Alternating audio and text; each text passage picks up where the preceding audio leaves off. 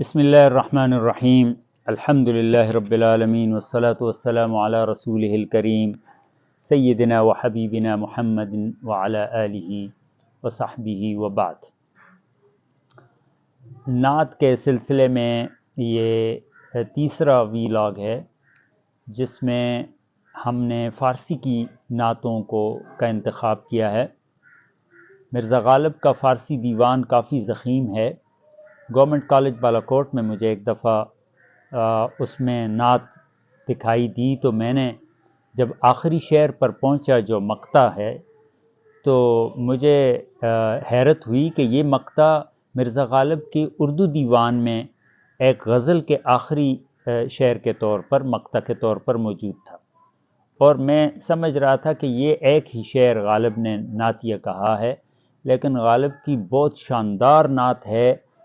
جس کا مقطع یہی ہے کہ غالب ثنائے خواجہ بیزداں گذاشتیم کاں ذات پاک مرتبہ دان محمد است، کہ غالب آپ علیہ الصلاۃ والسلام کی توصیف اللہ پر اس لیے چھوڑ دیتے ہیں کیونکہ اللہ تعالیٰ ہی آپ علیہ الصلاۃ والسلام کے مرتبے سے کما حق جو ہے وہ واقف ہے، اور انسان آپ علیہ الصلاۃ والسلام کے مرتبے کی بلندی کا پورا تصور نہیں کر سکتے۔ بہرحال پوری نعت پڑھتا ہوں، ساتھ میں مفہوم بیان کرتا ہوں۔ پہلے ابتدا میں 2-3 شعر نعت کی طرز پر ملاحظہ کیجیے۔ حق جلوہ گرز طرز بیان محمد است، حق جلوہ گرز طرز بیان محمد است، آرے کلام حق بزبان محمد است، آئینہ دار پرتو مہرست ماہتاب، آئینہ دار پرتو مہرست ماہتاب، شان حق آشکار ز شان محمد است، شان حق آشکار ز شان محمد است، تیر قضا ہر آئینہ در ترکش حق است، تیر قضا ہر آئینہ در ترکش حق است، اما کشاد آن، اما کشاد آن ز کمان محمد است، دانی اگر بمانع لولاک وارسی، خود ہرچ از حق است از آن محمد است، واعظ حدیث سایہ طوبی فروگزار، واعظ حدیث سایہ طوبی فروگزار، کینجا سخن ز سرو روان محمد است، بن گرد و نیم گشتن ماہ تمام را، کانیم جنبش ز بنان محمد است، ور خود ز نقش مہر نبوت سخن رود، آنیز نامور ز نشان محمد است، غالب ثنائے خواجہ بیزداں گذاشتیم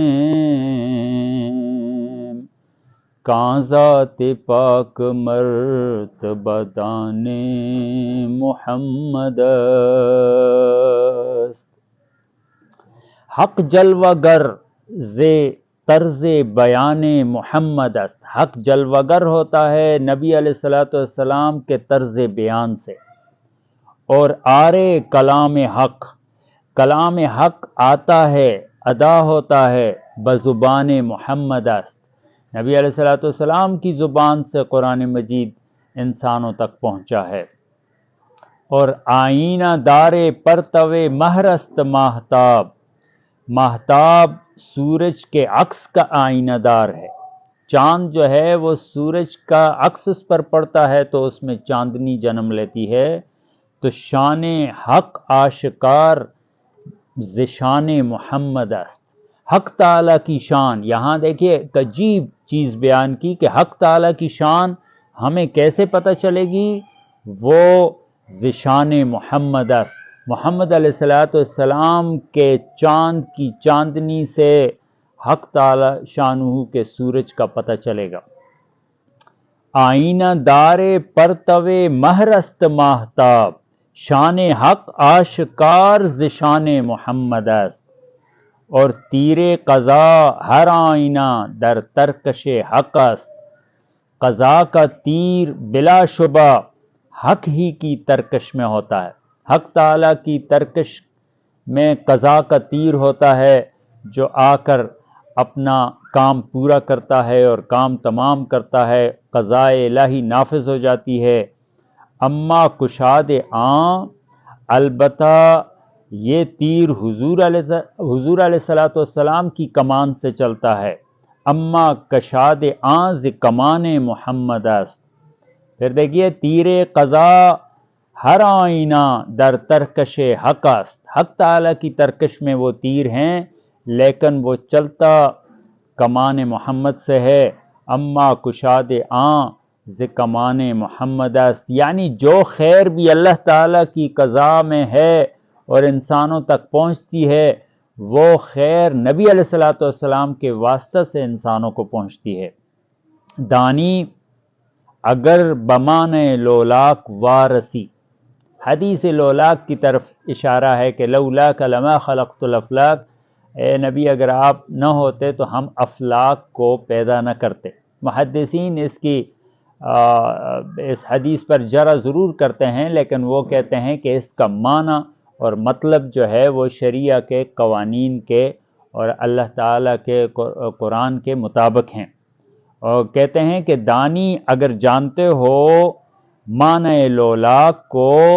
تو تم پہنچ جاؤ گے، کس چیز پر پہنچ جاؤ گے؟ حق خود ہرچ از حق است اذان محمد است، جو کچھ حق تعالی شانو کا ہے وہ حضور علیہ السلام کا ہے۔ ہر کس کے قسم بدانچ عزیز است می خورد، ہر وہ شخص کے جو قسم کرتا ہے وہ اس چیز کی قسم کرتا ہے جو اس کو عزیز تر ہوتی ہے، اور سوگند کردگار بجان محمد است، اسی لیے سوگند فارسی میں قسم کو کہتے ہیں، سوگند کردگار، کردگار اللہ تعالیٰ کے لیے، اللہ تعالیٰ نے جو قسم کی ہے وہ بجان محمد است، وہ نبی علیہ السلام کی جان کی قسم کی ہے۔ اس میں اشارہ ہے واللیل کی طرف، جس کو بعض مفسرین نے آپ علیہ السلام کی زلف سیاہ کی قسم قرار دیا ہے، اور والشمس سے آپ کے چہرے روشن کی قسم بیان کی ہے، والشمس وضحاہا، شمس محمد صلی اللہ علیہ وسلم اور اس کی روشنی کی قسم۔ یہ ایک اشاری تفسیر کے طور پر اگر ظاہری تفسیر کو تسلیم کریں تو یہ جائز ہے۔ آگے فرماتے ہیں واعظ حدیث سایہ طوبہ فرو گزار، اے واعظ تو طوبہ کے سائے کی بات چھوڑ دے، کینجا سخن ز سرو روان محمد است، کیونکہ یہاں حضرت محمد صلی اللہ علیہ وسلم کے قد مبارک کی بات ہو رہی ہے۔ اور آگے فرماتے ہیں بن گرد و نیمہ گشتن ماہ تمام را، تو ذرا 14ویں کے چاند کے 2 ٹکڑے ہوتے دیکھ، بن اگر یعنی نگرانی کر یعنی دیکھ، دو نیمہ گشتن 2 ٹکڑے ہونا، ماہ تمام را ماہ تمام کے، پورے چاند کے 2 ٹکڑے ہوتے دیکھ، کان نیمہ جنبش ز بنان محمد است، یہ جو دو ٹکڑے ہوئے ہیں یہ نبی علیہ الصلوۃ والسلام کے انگلی کے پور کے اشارے سے ہو گئے ہیں۔ ور خود ز نقش مہر نبوت سخن رود، اور اگر مہر نبوت کے نشان کے بارے میں بات ہو، آنیز نام ور ز نشان محمد است، وہ بھی حضور علیہ الصلوۃ والسلام کا نشان ہونے کی نسبت سے نامور ہے۔ اور آخر میں فرمایا کہ غالب ثنائے خواجہ و یزداں گذاشتیم، غالب خواجہ کی ثنا یعنی نبی علیہ الصلوۃ والسلام کو خواجہ قرار دیا، خواجہ اور سردار کی ثنا جو ہے وہ یزداں پر چھوڑتے ہیں۔ یزداں فارسی میں اللہ تعالیٰ کے لیے استعمال ہوتا ہے، وہ اللہ تعالیٰ پر چھوڑتے ہیں کیونکہ ذات پاک مرتبہ دان محمد است، کہ وہی ذات پاک ایسی ہے جو مرتبہ دان محمد ہے، محمد علیہ الصلوۃ والسلام کے مرتبے کو صحیح معنی میں سمجھ سکتے ہیں اور جان سکتے ہیں حق تعالی شانہ، اور انسان آپ علیہ الصلوۃ والسلام کے مرتبے کا کما حق ادراک نہیں کر سکتے۔ غالب کے میں ایک بات ہمیشہ سوچتا تھا کہ یہ ایک شعر، چونکہ میں نعت کے اس ایک ہی شعر سے واقف تھا، غالب کی جو نعت ہے، تو میں یہ سوچتا تھا کہ اس ایک شعر کی وجہ سے غالب مرزا غالب کے سارے گناہ معاف کر دیے جائیں گے، لیکن جب میں نے یہ ساری نعت پڑھی ہے اور اس میں جو نبی علیہ الصلوۃ والسلام کی محبت جھلک رہی ہے اور نبی علیہ الصلوۃ والسلام کا عشق جو ہے اس سے دکھائی دے رہا ہے اور محسوس کیا جا سکتا ہے، اس کی وجہ سے اللہ تعالیٰ کی رحمت سے پوری امید ہے کہ غالب کو اللہ تعالیٰ جنت الفردوس میں مقام عطا کریں گے، کیونکہ آپ کے حبیب کی شان آپ کو بہت محبوب ہے، اور جس نے اس خوبی سے نبی علیہ الصلوۃ والسلام کی شان بیان کی ہے تو اس کو اللہ تعالیٰ رسوا کبھی نہیں کریں گے۔ حق تعالی شانو ہمیں بھی نبی علیہ الصلوۃ والسلام کی محبت نصیب فرمائیں اور آپ علیہ الصلوۃ والسلام کے اسوہ کے مطابق زندگی گزارنے کی توفیق نصیب فرمائیں۔ وما علینا الا البلاغ المبین، وآخر دعوانا ان الحمد للہ رب العالمین۔ السلام علیکم ورحمۃ اللہ وبرکاتہ۔